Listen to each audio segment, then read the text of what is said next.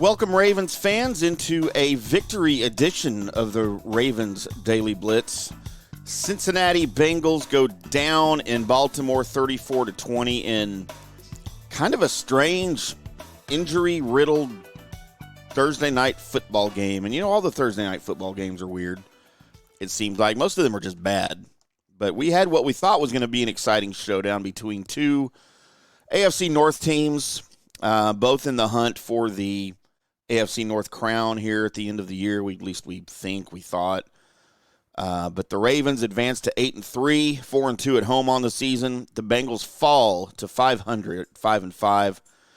They're just 2-3 now this season on the road. And an interesting stat that Al Michaels told us, I don't know if it was Al Michaels or Kirk Herbstreit, I don't remember who it was. But since 1998, the Bengals have lost 24 of 25 primetime road games. The Bengals quarterback at that point, how about former Steelers and Titans great Neil O'Donnell? I don't remember him playing for the Bengals, and I was very football aware back then, but it is what it is. But an interesting stat there for you.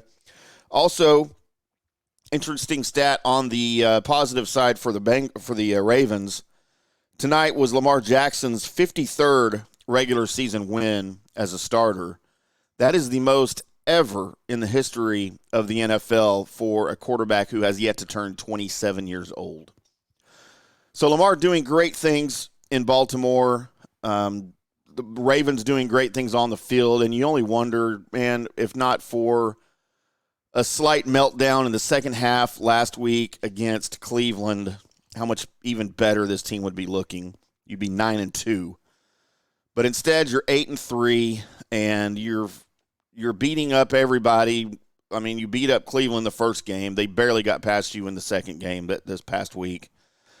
You're kind of beating up everybody in the AFC North with the exception, of course, of the Steelers, who you don't play again until the final game of the season. And hopefully by then Baltimore will have separated itself from the Steelers, and hopefully they're nowhere in the playoff picture. Ravens now a full 3 games up on the Bengals in the standings, and just a crazy, crazy night. Huge injury concerns here for the Ravens with Mark Andrews going down in the first series after that hip drop tackle that the league keeps saying they're going to make illegal, like they did the horse collar, but they haven't yet.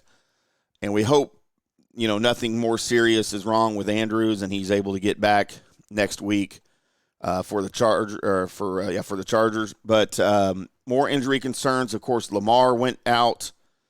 He didn't miss a game, or a series, but he went out on a third down play on the sideline where he got kind of tackled awkwardly from behind. And really, he was limping most of the rest of the game. Now, he did make some scrambles, and he did run effectively, but he just didn't look absolutely right. He had some issues with his footing, too, if you watch the game. He had some weird slips and slides all over the field. So, of course, Andrews, Jackson are concerns. And then right at the end of the game on that long 51-yard pass from Jackson to Odell Beckham Jr., he was tackled and fell awkwardly on his shoulder that he's already wearing a brace on. And I believe it's his left shoulder. And he got up grimacing and immediately went to the sideline, and they took his pads off and said, "You're done for the night," and was going into the locker room for x-rays. Haven't heard yet about that. We'll update everybody tomorrow. I'm sure Harbaugh will address it in the post game, but it'll just be, we're evaluating it. Probably won't hear anything on it until the weekend or maybe early next week about his status for next week. But a big win for sure. I did have some concerns from in the first, early part of the first half when the Bengals, who by far have the absolute worst rushing offense, literally were doing whatever they wanted to against the Ravens. And it was a little concerning to watch. The Bengals, ended up with 136 yards rushing. Joe Mixon, 16 carries, 69 yards. Browning, substituting for the injured Joe Burrow, Burrow went out in the game. Browning carried 4 times for 40 yards. Those were on scrambles, of course, under tremendous pressure. Travion Williams, 2 carries, 20 yards. Burrow had 1 scramble for 7 yards. But the Ravens were much more effective on the ground. Again, Keaton Mitchell showing you some stuff. He had a 21-yard carry on the day. Didn't get a lot of touches, just 8 carries, 33 yards. Like I said, a long of 21. Gus Edwards, 12 carries, 62 yards, 2 touchdowns. And Jackson carried 9 times for 54 yards. 2 touchdowns on the ground for the Ravens, both from Edwards, 157 yards rushing. Odell Beckham Jr. with by far his biggest day as a Raven. 4 catches on 7 targets, 116 yards. Zay Flowers, 3 catches, 43 yards. Nelson Aguilar had a touchdown in his only catch for 37 yards. And Rashad Bateman had a touchdown on his only catch for 10 yards. 264 yards through the air on 16 catches. Lamar Jackson goes 16 to 26. 264 yards in the 2 touchdowns. He was also sacked 3 times.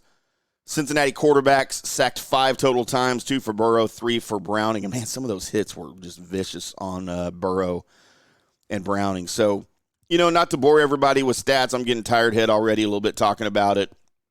But your AFC North standings look like this: 8-3 for the Ravens. Pittsburgh is at 6-3. Cleveland at 6-3. Cincinnati falls to 5-5. So big win for the Ravens. We'll review some of the John Harbaugh post-game footage and probably get back with you either tomorrow or Saturday with an update on injuries, on anything we can get from that. Make sure you're checking out RavenCountry.com for all the latest Baltimore Ravens news and highlights, statistics, opinions from me and our staff of 75 writers over there. We appreciate you subscribing to everything over there. Also appreciate you tuning in to FanStream Sports here on YouTube, Facebook, Twitter, wherever you are, or your favorite podcast app: Apple Podcasts, Google Podcasts, of course Spotify. Leave us a great review wherever you're listening. Help others find the show. Share it with other Ravens fans. We will be back on, like I said, Friday or Saturday with more Ravens news. Until then, boys and girls, we'll see you.